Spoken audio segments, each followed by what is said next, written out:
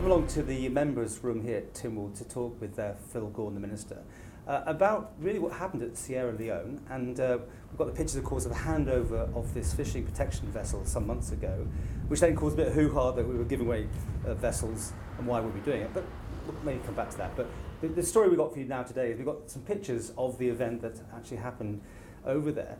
I suppose I should start though by saying that the feedback we got here was that there'd been some damage to the boat when it got there. Can you clear that up for us? Yeah, I mean, there was a little bit of damage to the boat, and we sort of predicted this, so it was a bit disappointing really that the things that we had put in place to stop this happening hadn't happened. The idea was to get the boat, because it was shipped over on a larger vessel, the idea was to get the boat into the water as quickly as we could to avoid it being in a position where it could be pilfered. Unfortunately, it was sat on the docks for 2 days, and during that period, so some very enterprising person managed to prise open a tiny gap in the bottom of the door and pinched, I think there were 20 life jackets, a few pots and pans, some children's toys that were on board. Because the reports we got back was mass damage. And a VHS radio.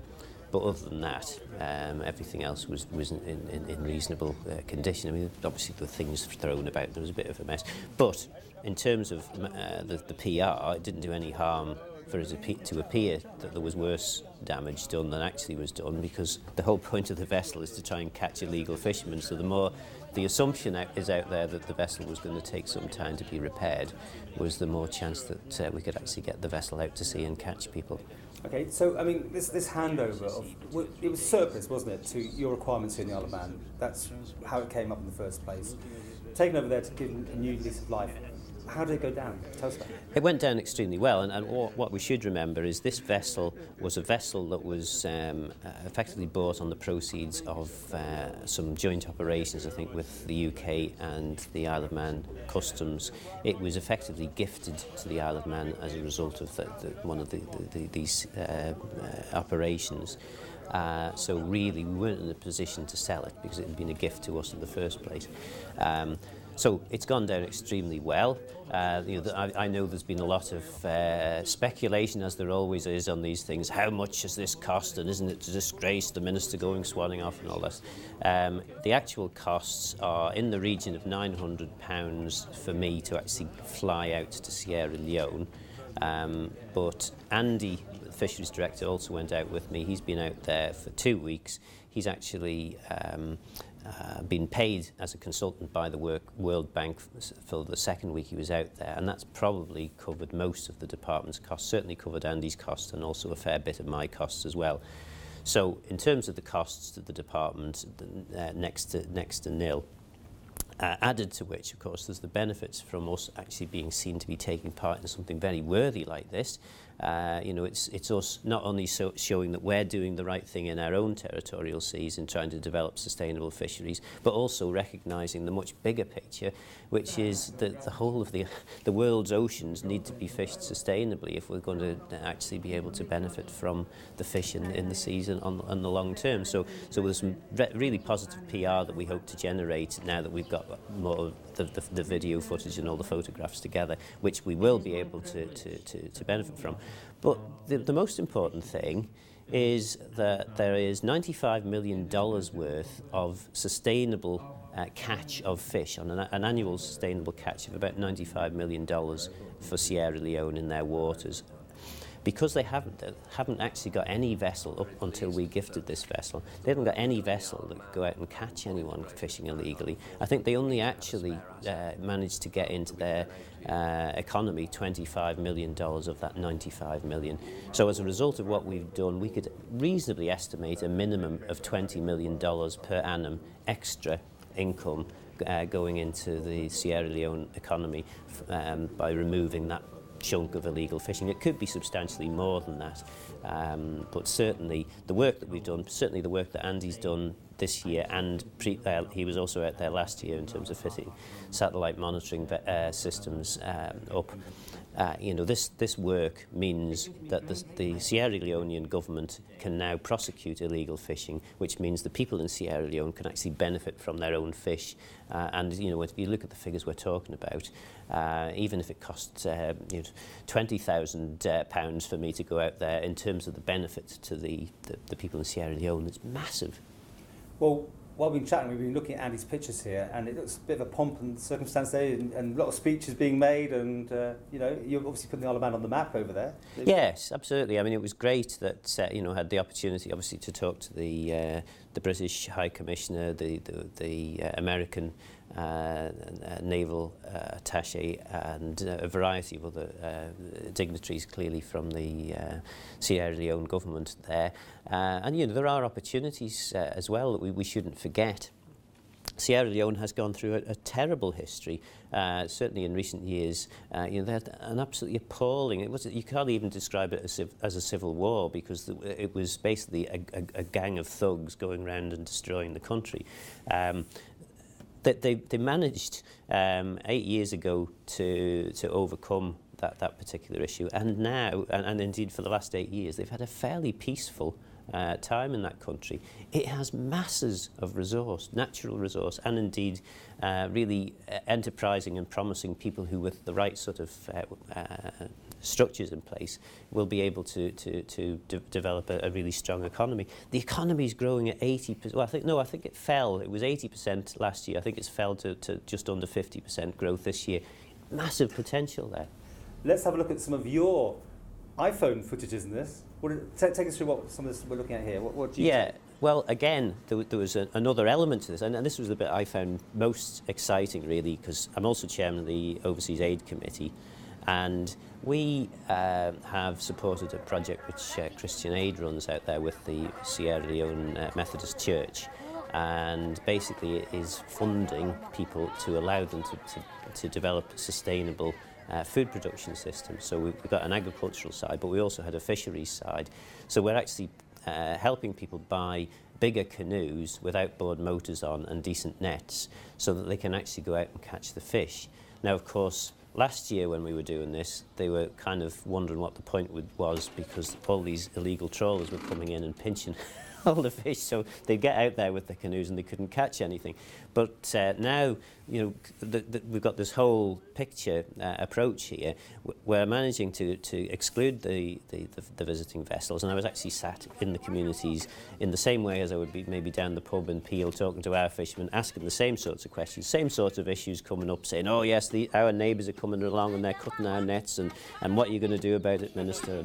And it was quite good to see that. But you know, we've managed to fund them to actually have more seaworthy vessels, that they are actually going to be able to go out and catch reasonable amounts of fish. We've also supported the introduction of processing ovens, so that rather than having to have really quite intolerable conditions in sort of traditional mud huts where there's loads of smoke and you know, it's terribly bad for the women who have to do the processing. We've actually got much more energy efficient and less polluting ovens, which are far easier for the women to work. So lots of really positive things come out of this. Because I mean, we've still got this thing now about giving money in the overseas aid, you know, fund. It's being wanted to be increased by some people, but others now are thinking, you know, should we not be spending money at home? Are you finding it harder and harder to get justification to spend money? No, I don't think so. I mean, there are people who don't believe that we should help countries like Sierra Leone to develop. And, you know, I was out there and they were all being incredibly positive and, oh, thank you so much for this wonderful donation of the vessel. And I was thinking, you know, the handover ceremony was right next to the tree that they used to tie the slaves to. And, of course, the Isle of Man was heavily involved in the slave trade. So what, you know, I don't know that we've got an awful lot to be thanked for. And if you look at the overall history, there's a lot of damage that we did to that part of the world 200 or 300 years ago. And I personally believe that we have that moral reason to support places like this. But also there's a legitimate argument that says if people are starving, that we ought to try and help them to be able to feed themselves. Added to which, there is this golden opportunity out there. Tiny amounts of money in Manx terms can be invested to do masses of good in that country. The goodwill that is felt towards the Isle of Man as a result of what we've been doing out there is very, very big. You know, this part of West Africa is going to be provided they can maintain stability. They're just about to have an election out there at the moment. Provided they can maintain stability and not go back into violence, and it does seem highly likely that things are going to be relatively stable and the election is going to pass without too much violence.